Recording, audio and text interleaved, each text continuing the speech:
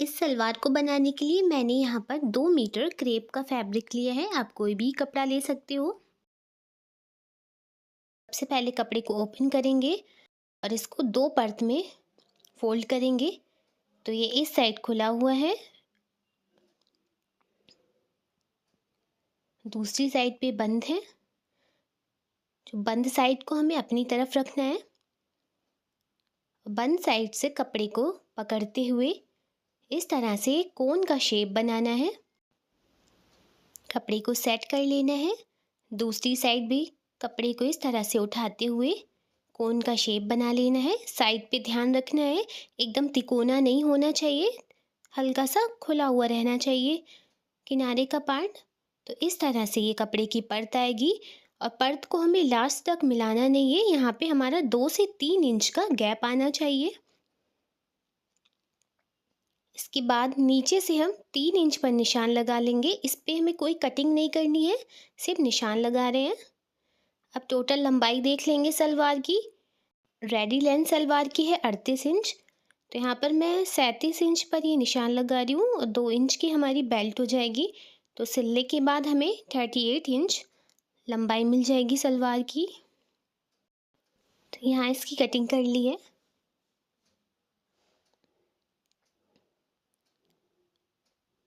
अब आसन की कटिंग करेंगे तो साइड पे देख सकते हैं इस तरह से आएगा। तो यहाँ पे बंद साइड पे हमें आसन का निशान लगाना है। तो हमें अपने हिप राउंड यहाँ पर था 40, उसका चौथाई भाग लेना है, वो हो गया 10 इंच। तो यहाँ मैंने 10 इंच पर निशान लगाया है और जिसमें 2 इंच हमारा बेल्ट का प्लस होगा। तो टोटल आसन हमारा 12 इंच का हो जाएगा। आसन का गोलाई भी देनी है, कटिंग कर लेनी है यहाँ पर।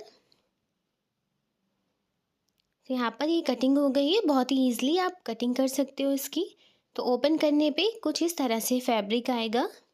जो साइड पे बंद भाग है उसे भी खोल लेंगे। खोलने के बाद हमें टोटल 2 परत मिल जाएंगी कपड़े की। अब सबसे पहले हम इसके जो आसन वाला हिस्सा है इस पे सिलाई लगा देंगे। हमें गोल सिलाई दे देनी है। तो यहाँ पे सिलाई कर ली है मैंने। सिलाई देने के बाद कपड़े को इस तरह से पलट लेना है।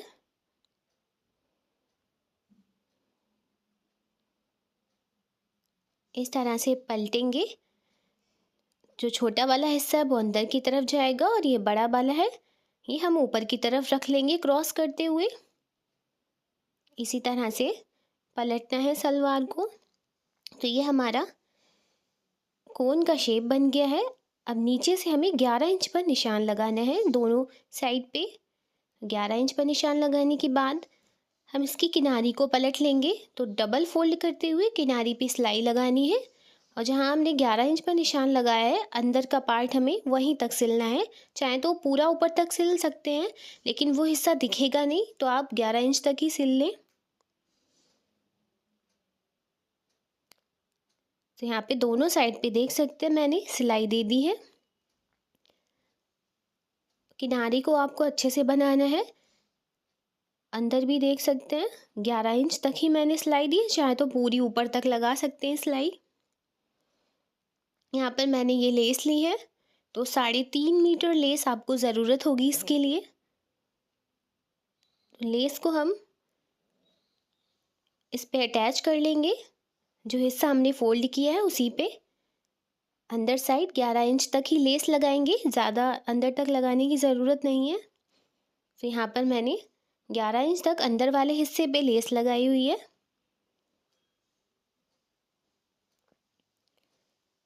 लेस लगाने के बाद यहाँ कपड़े को अच्छे से सेट कर लेंगे।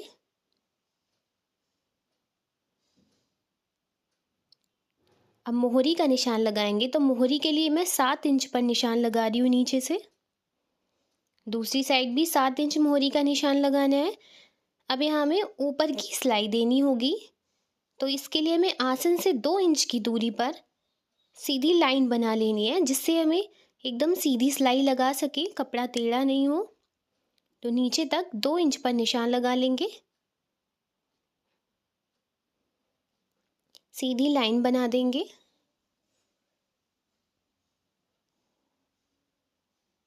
अब इस लाइन पे कपड़े को हम रखेंगे सीधा जिस पे हमने लेस लगाया है, और ऊपर से इस पे सिलाई दे देनी है नीचे तक। 7 इंच तक सिलाई लगाएंगे जहाँ तक हमने मोहरी का निशान लगाया है। तो यहाँ पर मैंने इसको ऊपर पिन से सेट कर लिया इस तरह से। हमें ध्यान रखना है, हमें नीचे का हिस्सा नहीं सिल देना है, सिर्फ ये ऊपर वाले 2 हिस्से सिलने हैं।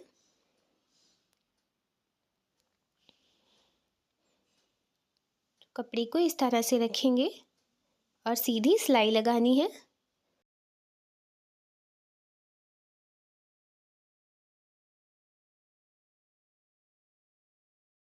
दोनों साइड पे इसी तरीके से हमें सिलाई देनी है। मोहरी देख सकते हैं, इस तरह से हमारा बहुत ही अच्छा लुक आएगा मोहरी का। दूसरी साइड भी कपड़े को सेट करेंगे और सिलाई दे देनी है। तो यहाँ पर मैंने दूसरी साइड पे भी ये सिलाई लगा दी है बॉटम तक।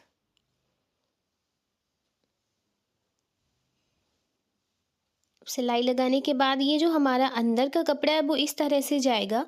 तो इसको अभी हम सेट करने के लिए एक कच्ची सिलाई दे देंगे। इस सिलाई का कोई भी काम नहीं है, लेकिन हमें प्लेट्स बनाने में आगे आसानी हो, इसके लिए हम इस पर कच्ची सिलाई लगा देंगे जिससे कपड़ा इधर उधर खिसके नहीं। दूसरी साइड पे भी इसी तरह से कपड़ा अंदर की साइड निकलेगा, तो इसे हम पहले पिन से सेट कर लेंगे और इसके ऊपर कच्ची सिलाई लगा देनी है।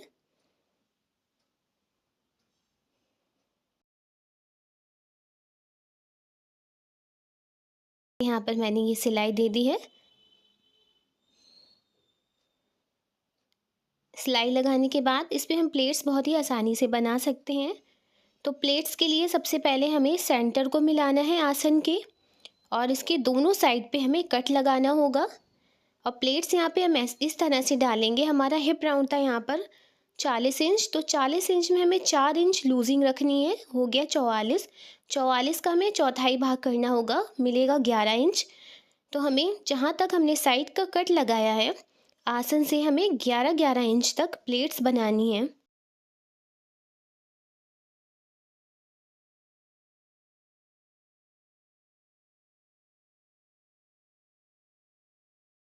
साइड ये 11 इंच तक प्लेट्स डालनी है, दूसरी साइड भी इसी तरह से फ्रंट में 11 इंच तक प्लेट्स डालनी है जहाँ पर हमने साइड कट लगाया वहीं तक।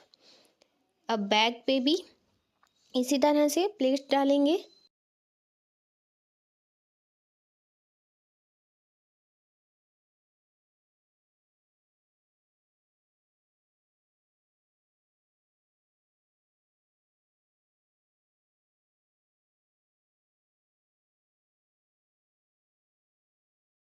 मैंने प्लेट्स कच्चा करते हुए पहले बना ली हैं।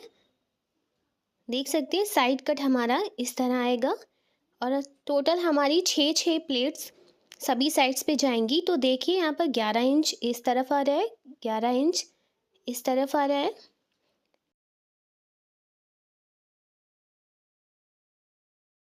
इसी तरह बैक पे भी आसन तक देख सकते हैं 11 इंच आ रहा है, इधर भी 11 इंच है। तो टोटल हमारा 44 इंच का कमर हो जाएगा। अब इस पे हम पक्की सिलाई लगा देंगे प्लेट्स पे।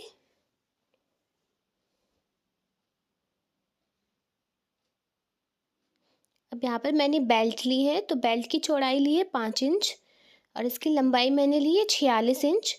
कमर थी हमारे यहाँ पर सलवार की 44, तो उससे 2 इंच एक्स्ट्रा ले लेना है। अब जब हम इस बेल्ट को फोल्ड करेंगे और सिलने के बाद ये हमें 2 इंच की मिल जाएगी। अभी ये 2.5 इंच की आ रही है। बेल्ट को सेंटर से रखेंगे, साइड पे आधा इंच छोड़ देना है, ज़रूर ध्यान रखें इस बात का। सेंटर से लगाएंगे।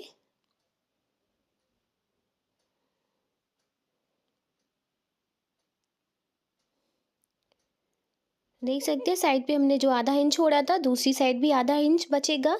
दोनों को इस तरह से पकड़ते हुए एक सिलाई लगा देंगे। सेंटर हमारा इस तरीके से ज्वाइंट हो जाएगा।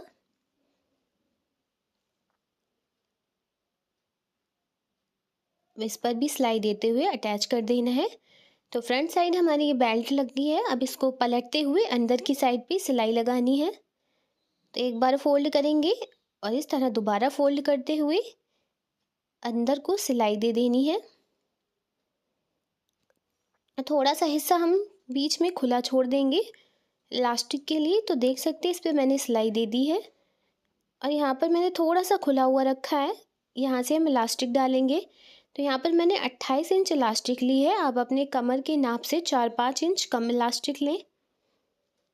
इलास्टिक को पिन की हेल्प से अंदर इंसर्ट कर दिया है। इस तरह से सिलना है। इलास्टिक को खींचते हुए अंदर की तरफ सेट कर देंगे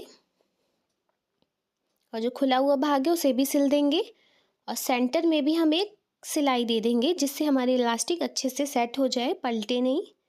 तो यहाँ पर मैंने सेंटर पे सिलाई लगा दी है।